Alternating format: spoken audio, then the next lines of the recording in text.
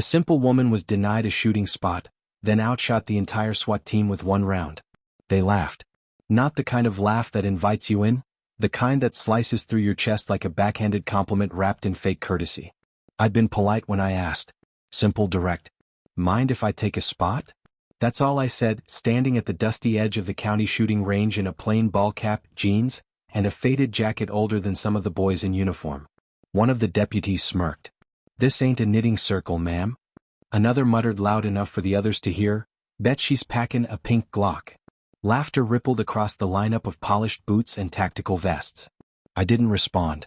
Just looked at the target, then at the steel bench no one offered me. What they saw was a limping widow with crow's feet and calloused hands. What they didn't see, what they couldn't possibly understand, was the woman who'd spent 20 years training Marines to shoot in sandstorms with iron sights and no second chances. So I waited. Watched every shot they fired, most of them hitting close, a few dead on. Then I stepped forward, laid my own rifle on the bench like a forgotten piece of history, and lined up at 800 yards. One breath. One shot. A perfect hole through the center ring. When I looked up, not a single one of them was laughing anymore. And I hadn't even begun. My name's Margaret Rowe. Folks around here call me Maggie, the quiet nurse who still wears her wedding ring and lives out past the Cottonwood Ridge in a one-bedroom house she never bothered to repaint. 55 years old. Widow. A limp in the right leg from a car accident they all assumed was the worst thing that ever happened to me. Let them assume. I wasn't there to prove anything that morning. Tactical Skills Day, they called it. Open to the public, hosted by the Sheriff's Department and their overfunded, overcompensating SWAT boys. A PR stunt dressed in camo and mirrored sunglasses. I showed up early. Didn't wear a badge or bring a flag. Just carried a weathered duffel bag in the calm of someone who had nothing to prove, and everything to protect. But I never made it past the orange cones. "You're not on the list," the sergeant told me, not even looking up from his clipboard. The line of deputies behind him stared like I was a stray dog trying to join the parade. One of them chuckled, "This ain't bingo night, ma'am." I didn't argue. Just nodded once and walked away, the gravel crunching under boots I'd worn through war zones. But as I turned, one of them muttered under his breath, not low enough to miss. "Bet she brought a purse gun." I didn't flinch. They had no idea they just stepped into the sights of someone who never missed. "Not on the list," he said like that ended the conversation. Clipboard in hand, mirrored sunglasses perched on a face far too young to carry that much smug. He didn't look at me when he said it. Just flicked his pen and nodded to the side like I was a lawn chair that someone forgot to put away. "This event's for real shooters." I stared at the laminated sign behind him, Tactical Skills Day, Community Welcome, and said nothing. My boots sank slightly into the gravel as I shifted my stance, but I didn't move.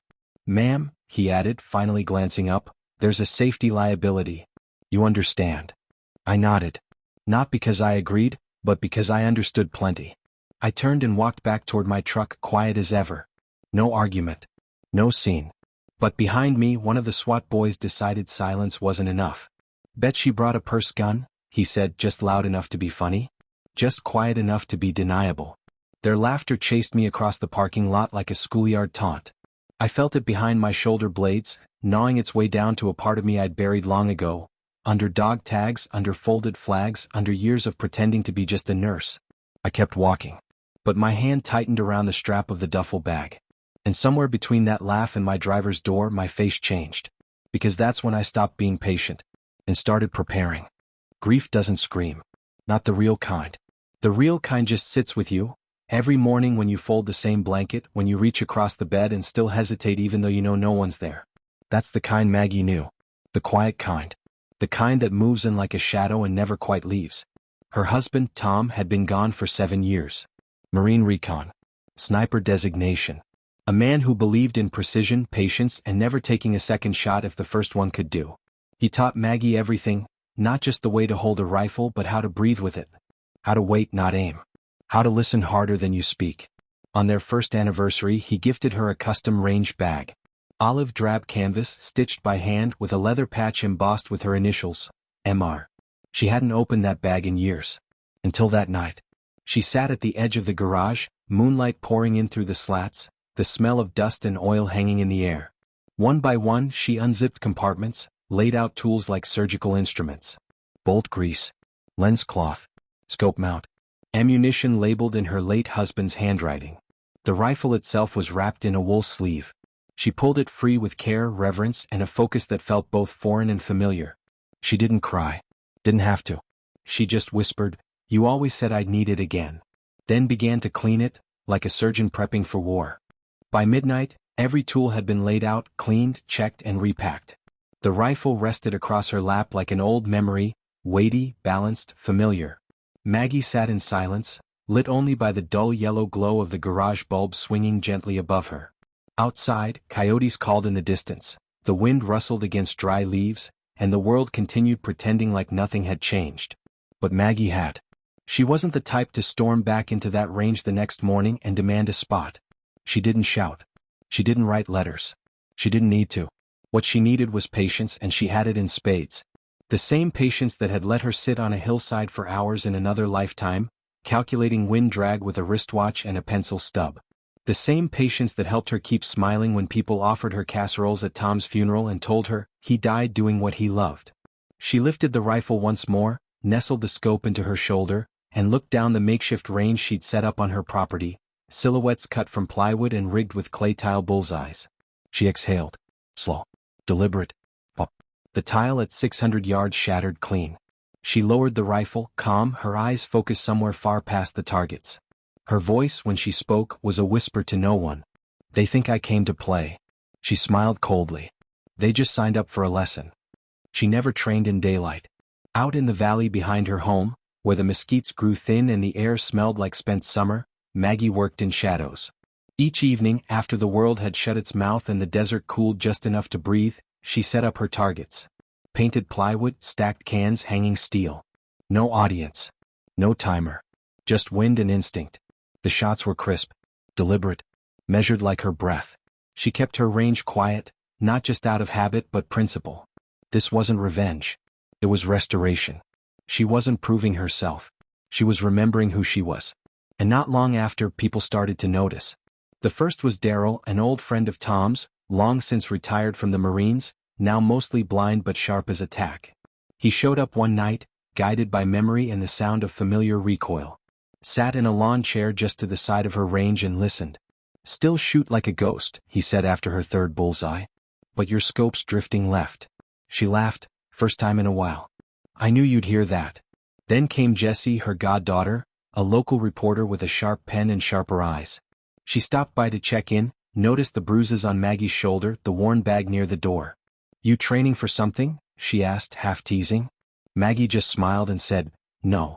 I'm untraining what they made me forget." The resistance wasn't loud. It was accurate. Daryl didn't need eyes to see. He'd been blind since '73, lost his vision to shrapnel and Quang Tri, but Maggie swore he could still see straighter than half the men who claimed to defend this country.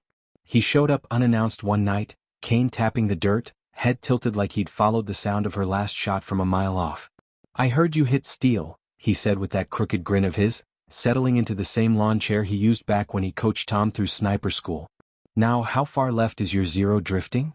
She didn't question how he knew, just adjusted her scope while he called wind and timing like a man who still remembered the feel of battle in his bones. They didn't talk much after that. They didn't have to. Then Jessie came by a few days later, her boots kicking up dust on the back porch.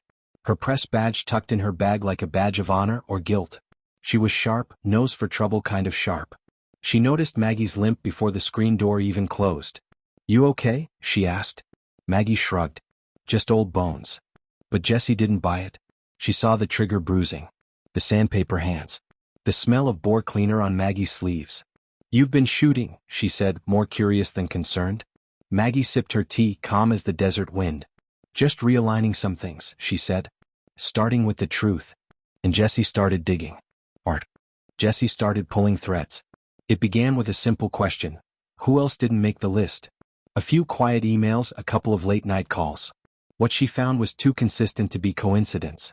Over the past 3 years, nearly every tactical skills day had quietly excluded two groups: women and veterans not affiliated with local enforcement. The pattern wasn't written in ink, it was baked into the approval forms, the unspoken nods, the lost paperwork, excuses. Maggie didn't seem surprised. "They want polish," she said one night, tightening a sling over her shoulder. "Not precision." Jessie asked the question gently. "Why do you care so much?" That's when the past came out, piece by piece like a gun being field stripped and cleaned. Maggie had served. Marine Corps. 17 years. Led marksmanship instructor at Camp Pendleton. She left after her husband, Tom, was killed in a recon op overseas.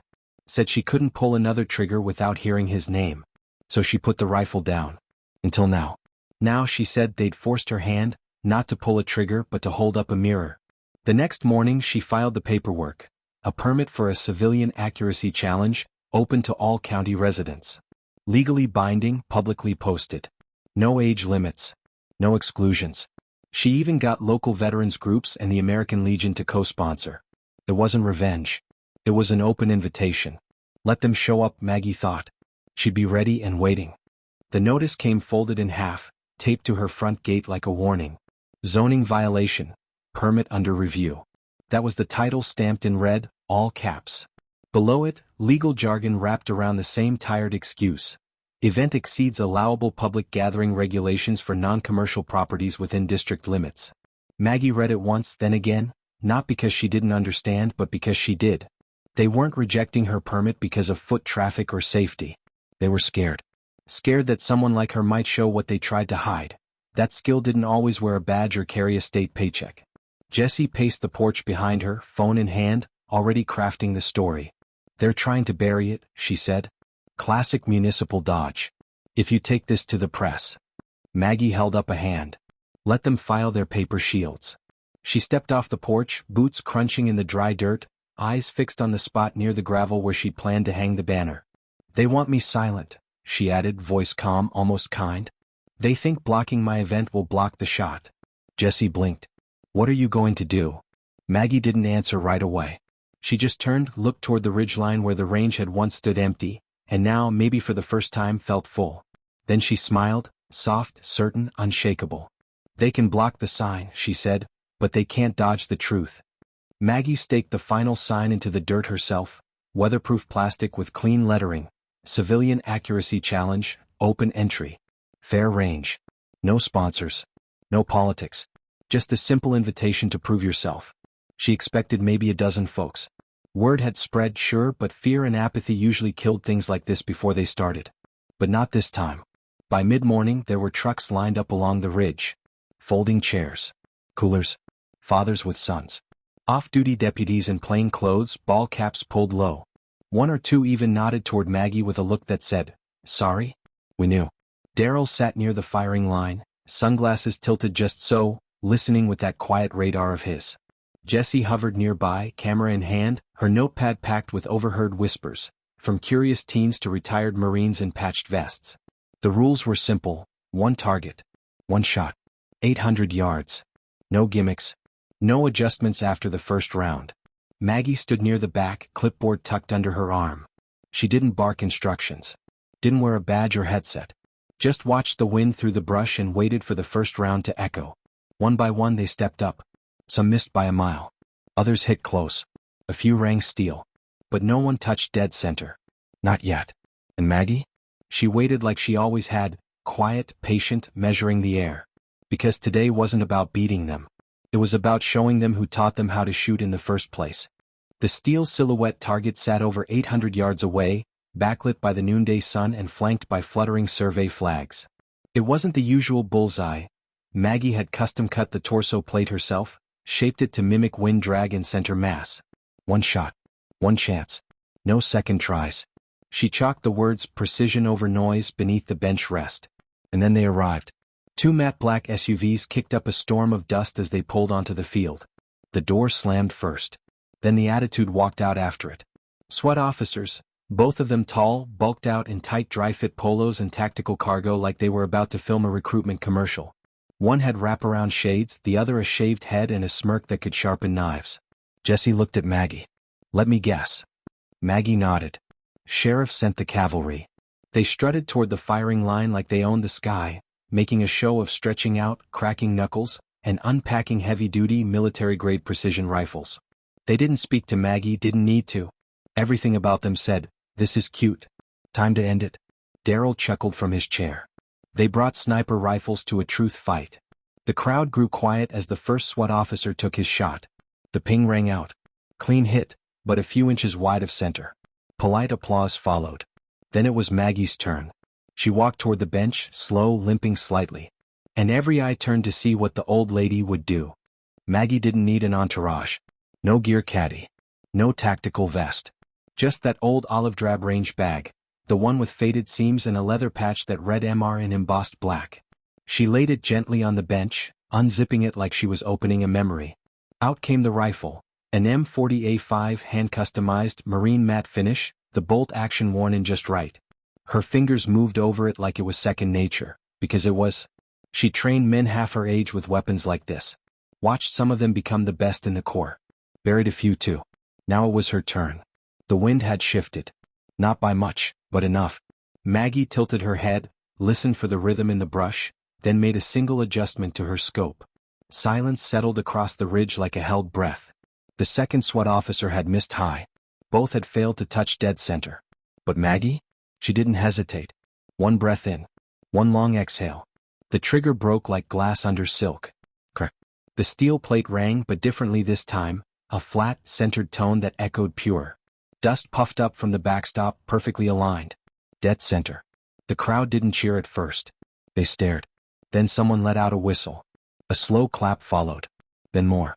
Maggie stood, calm, face unreadable. She walked back toward Daryl, past the stunned SWAT team, and said quietly, "I taught Marines to do that. What's your excuse?" Maggie didn't bask.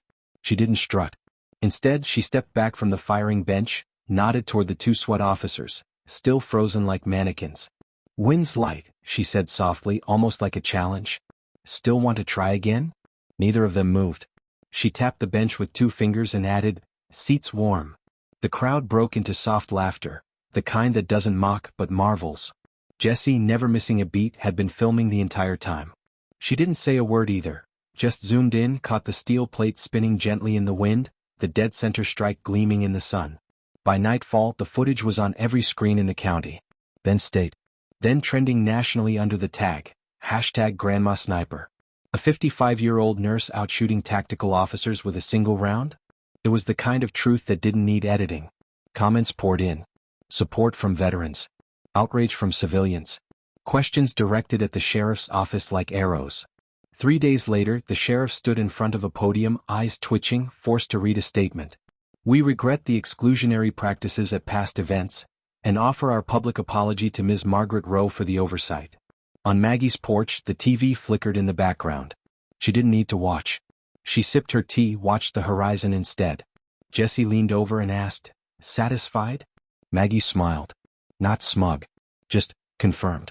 "Told you I didn't miss," she said, eyes fixed on the steel target still standing tall in her yard. Weeks passed. The sheriff who once chuckled behind closed doors now sat under a different kind of spotlight. This one bright, cold, and held steady by an internal affairs investigation. Turns out, Maggie wasn't the only one who'd been turned away, mocked, or quietly silenced over the years.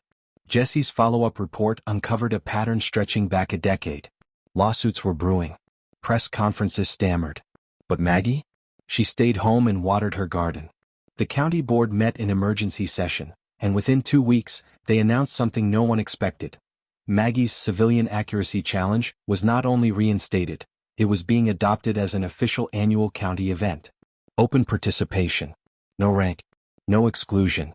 Just skill, respect, and a clean slate. A new banner arrived in the mail, folded neatly with a note from the Parks and Recreation Committee. "We hope you'll host it again next year, Ms. Rowe." Maggie hung it in her barn. Not out of pride, but because it reminded her of Tom. Of long days at the range. Of how silence can echo louder than applause when it comes from a place of earned peace. That Saturday, Daryl came by with a new scope cover and some extra ammo. Jessie brought peach cobbler. Even the SWAT guy with the shaved head, Josh his name was, showed up in jeans and a borrowed smile. He shook Maggie's hand. This time with both humility and thanks. The suspension turned permanent. Sheriff Burke submitted his resignation quietly, without ceremony. The department released a single-paragraph statement citing conduct inconsistent with county values. No applause. No farewell banner. Just the sound of a door closing on arrogance. In his place, they appointed interim leadership from within. Captain Janice Herrera, a decorated vet herself, who made it clear on day one, "We promote skill, not swagger." That starts now. The change wasn't just political. It was cultural.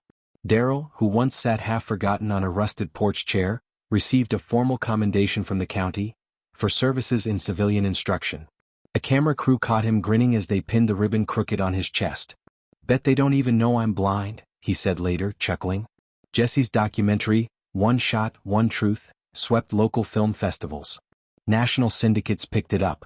She wasn't after the spotlight, but she used it well, shining it on the quiet heroes instead of herself. As for Maggie, she filed paperwork for a nonprofit, the Quiet Trigger Initiative. Its mission: provide rural marksmanship and self-defense training for women, veterans, and anyone who'd ever been laughed off a line. She opened her pasture for monthly instruction. No fees.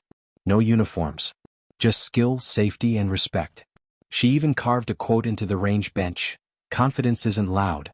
It's accurate." And every shot fired under that sky was a small echo of the day one woman reminded a whole town what real aim looks like.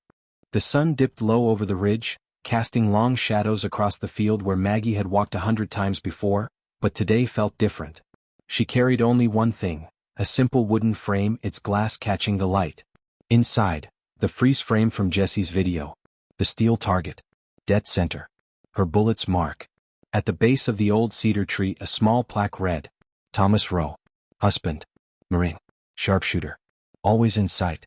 Maggie knelt, knees stiff but steady, and placed the photo beneath the plaque. She brushed her hand along the dirt, then leaned in close. "Still got it, hon?" she whispered. The wind didn't answer. It didn't have to. She stood, eyes misted but smiling, and looked out across the land. The sky was wide. The air was still. And for the first time in years, Maggie Rowe felt like everything was aligned again: past, present, and purpose. Final line. Sometimes the quietest shot is the one they remember forever. The cedar tree stood where it always had, rooted deep in the soil they once worked together. Maggie knelt at its base, the grass soft beneath her knees, and set down the framed photo. Her shot, captured mid-flight, steel plate struck dead center. No medals. No applause. Just one perfect truth in a wooden frame. She traced her fingers along the edge of the photo, then whispered with a quiet, aching pride: "Still got it, hon?" She stood slowly, taking in the land, her land, the place where she had once been silenced, then seen. And as the wind moved through the trees, carrying echoes of the day she rewrote everything with a single shot, her voice carried the final words home. "They said I didn't belong on the line. But one shot was all it took to prove I'd never left it." Direct hit. If that shot hit you like it did me, drop a comment below and tell us where you're watching from. And if you believe quiet strength still matters in this world, give this story a like, share it with someone who needs to hear it, and subscribe for more real justice, one story at a time.